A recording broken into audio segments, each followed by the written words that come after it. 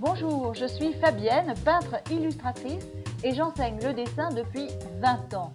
Aujourd'hui, je vais partager avec vous les 4 clés qui vous permettront de réussir la construction de votre dessin. Vous êtes complètement perdu devant un modèle vivant ou un personnage à dessiner. Vous ne savez pas par où commencer, vous n'arrivez pas à trouver les proportions justes. Votre dessin est raide, plat, vous n'êtes jamais satisfait. La dynamique de la pose n'est pas au rendez-vous. Bref, vous êtes agacé et déçu de ne pas progresser et vous ne savez pas comment vous y prendre. Au final, c'est le découragement et vous pensez que le dessin, ce n'est pas pour vous. Et puis vous vous dites que vous n'êtes pas doué. Or, c'est tout simplement que vous n'avez pas appris à construire méthodiquement un dessin.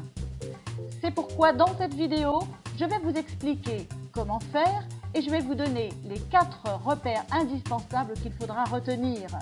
Je vais vous montrer ce que vous devez observer, pourquoi vous devez le faire et comment. Alors, vous êtes prêts? Voici votre premier repère, la ligne médiane. Mais tout d'abord, sachez que ce que vous allez découvrir dans quelques instants, eh bien, c'est précisément ce que j'enseigne dans mes cours de modèle vivant. Alors, qu'est-ce que la ligne médiane? La ligne médiane est visible sur le devant du corps. Elle délimite son milieu. Elle se situe entre la fourchette sternale et le pubis. Elle suit la ligne du sternum en passant par le plexus solaire et le nombril. Regardez le schéma à droite qui vous montre la cage thoracique.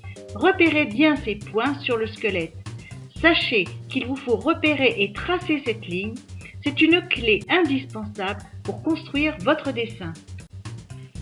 Alors pourquoi faut-il représenter la ligne médiane? Tout d'abord parce qu'à l'étape première de la construction du dessin, la ligne médiane vous invite à vous concentrer sur les 2 volumes principaux du corps, le buste et le bassin. Cette ligne est indispensable à capter pour donner la dynamique générale de la pose.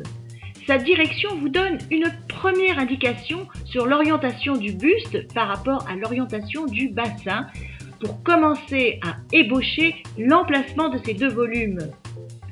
C'est une sorte de toise très pratique, car elle vous donne en effet des repères clés pour mesurer les proportions du buste et les proportions du bassin. Regardez ce premier crowbar épinglé. C'est ça la première vision que vous devez avoir et c'est cette vision qui, peu à peu, va vous conduire à la forme du corps. Alors, ne brûlez pas les étapes et suivez-moi. Nous allons voir comment la représenter, cette ligne médiane. Alors, comment représenter la ligne médiane? Dites-vous bien que la ligne médiane est d'abord une ligne de construction. Vous devez donc la simplifier. La plupart du temps, dans les poses debout, elle a une forme convexe. Vous pouvez vérifier cela sur la photo de gauche et notamment sur le croquis de droite. La manière dont j'ai dessiné la ligne médiane est une manière simple, une manière dynamique. Vous ne devez absolument pas segmenter cette ligne en considérant les points dont nous avons parlé précédemment, c'est-à-dire le plexus solaire, le nombril. Non, il faut qu'elle soit un tracé le plus énergique possible.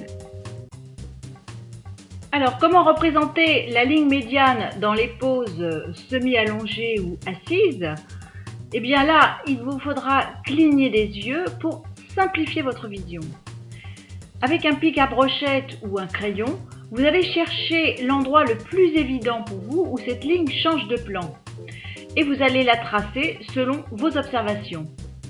Voilà. Là, je vous ai parlé de la ligne médiane qui concerne bien évidemment les vues de face et les vues de 3/4. Alors, qu'en est-il maintenant des repères pour les vues de dos? Eh bien, nous allons voir ça tout de suite sur la diapo suivante. Alors, quel repère en vue de dos? Comme vous le voyez sur la photo, c'est la ligne de la colonne vertébrale et le sacrum que vous devez identifier en premier lieu. J'ai simplifié par un triangle rouge le sacrum pour vous indiquer son emplacement en bas à la naissance de la colonne vertébrale. Observez-le sur le dessin anatomique à droite de la diapo, coloré en rouge. Vous voyez que le sacrum est un os enchâssé entre les 2 ailes du bassin appelé aile iliaque et qu'il est donc solidaire du mouvement du bassin dans son ensemble. Passons à la suite. je vais le montrer de plus près et je vous explique pourquoi vous devez vous concentrer sur ces deux éléments, la colonne vertébrale et le sacrum. J'ai schématisé pour vous les ailes du bassin et le sacrum sur la représentation de gauche. Plus précisément, le sacrum apparaît sur le corps comme un petit triangle renflé en haut des fesses qui affleure sous la peau. On le repère aux deux petites fossettes ombrées visibles en bas du dos. Alors pourquoi faut-il repérer la colonne vertébrale et le sacrum? Eh bien suivez-moi sur l'autre diapositive. Évidemment, la ligne de la colonne vertébrale vous donne la dynamique de la pose. La colonne vertébrale et le sacrum vous donnent aussi une première indication sur l'orientation du buste et l'orientation du bassin. Ils vous permettent donc de tracer sur votre feuille, de façon approximative bien entendu, l'emplacement de ces deux volumes l'un par rapport à l'autre. En résumé, avant de poursuivre, identifier ces repères va progressivement transformer votre regard en regard de dessinateur. Ils sont nécessaires pour 1. Trouver la dynamique de la pose, 2. Visualiser l'emplacement du bassin par rapport à la cage thoracique, 3. Mesurer les proportions du corps, la ligne médiane est une sorte de toise, 4. Il vous entraîne à regarder la globalité sans vous perdre dans les détails. 5. Il vous entraîne à passer par l'intérieur du corps pour le construire et non plus à vous fixer sur le contour. Les 3 autres repères sont ce que l'on appelle les axes du corps, l'axe des épaules, l'axe de la taille, l'axe du bassin. Pourquoi faut-il repérer les axes du corps? Pour trouver et préciser l'orientation des volumes du corps dans leur globalité. L'axe des épaules et de la taille vous permet de trouver l'orientation du buste, l'axe du bassin vous permet de trouver l'orientation du bassin. Pour vous entraîner encore une fois à voir globalement le corps dans sa totalité et chaque partie en interdépendance avec l'autre. Voici comment se prend l'axe du bassin. L'axe du bassin se prend au niveau des épines iliaques, colorées en rouge foncé sur le schéma de droite, qui sont les extrémités des crêtes iliaques, en rose sur ce même schéma. Prenez l'habitude d'observer les sculptures antiques et classiques où cette partie du corps est magistralement mise en valeur pour vous habituer à identifier, à repérer le bassin en vue de face et de 3/4. Vous ne situez pas encore le bassin? Ce n'est pas clair pour vous? Allons, mettez les mains sur vos deux hanches et bougez-les. Et oui, ce que vous sentez sous vos doigts, ce sont les ailes de votre propre bassin. C'est un appui solide pour prendre une bonne contenance, vous ne trouvez pas? Maintenant, fixez votre attention sur les deux petites fossettes ombrées visibles sur la représentation de gauche. Ces petites fossettes correspondent aux épines iliaques, partie saillante au sommet du bassin. Visualisez-les sur le schéma à droite, coloré en rouge foncé. Et bien voilà, vous avez là les bons indices, car ces deux fossettes sont les deux points à relier pour trouver l'axe du bassin en vue de dos. Sachez que ces fossettes sont visibles chez l'homme comme chez la femme. Un bon conseil, entraînez-vous à les repérer, car elles vous seront d'une aide précieuse pour construire votre dessin. Comment trouver les axes du buste? Eh bien tout simplement en identifiant puis en traçant l'axe des épaules et de la taille. Alors comment tracer l'axe des épaules? Le point de repère pour prendre l'axe des épaules se situe dans le creux de l'épaule. Pour prendre l'axe de la taille, eh bien, vous allez identifier la pointe des côtes qui correspondent aux dernières côtes visibles de la cage thoracique. Suivez-moi sur l'autre diapositive, vous allez voir que j'ai mis en avant ces pointes de côte, le relief des pointes de côte que forme la cage thoracique. Alors que cherchez-vous en prenant les axes du buste? Eh bien, c'est précisément l'orientation de la cage thoracique que vous cherchez à repérer quand vous prenez les axes du buste. C'est pourquoi je vous invite à déceler le relief de la pointe des côtes qui affleure, pas toujours évidemment, sous la peau et forme une ombre. Alors, encore une fois, pour trouver l'axe de la taille, ne vous fiez pas au contour du modèle, mais intéressez-vous à ce qui le structure. Alors je vous accorde qu'il est plus facile d'identifier ces repères sur une personne mince ou sur une sculpture classique. Un bon conseil, Amusez-vous à les observer, ces sculptures classiques, et à déterminer leur axe. Bon travail!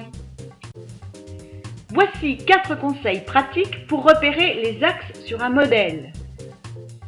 Premièrement, prenez un crayon ou un pic à brochette. Deuxièmement, clignez de l'œil. Troisièmement, portez votre crayon bras tendu le long des axes à rechercher. Et enfin, quatrièmement, tracez ces axes sur votre feuille.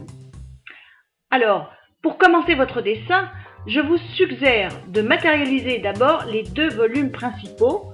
Suivez-moi sur la diapo suivante, vous allez voir un exemple précis de la façon dont j'aborde la construction du dessin. Voici à titre d'exemple la première ébauche de construction d'un dessin de nu d'après la peinture du Caravage, L'amour victorieux. Je me suis volontairement focalisée sur les 2 volumes principaux buste et bassin sur lesquels vous devez porter attention en tout premier lieu. Vous remarquerez que tout est très schématisé.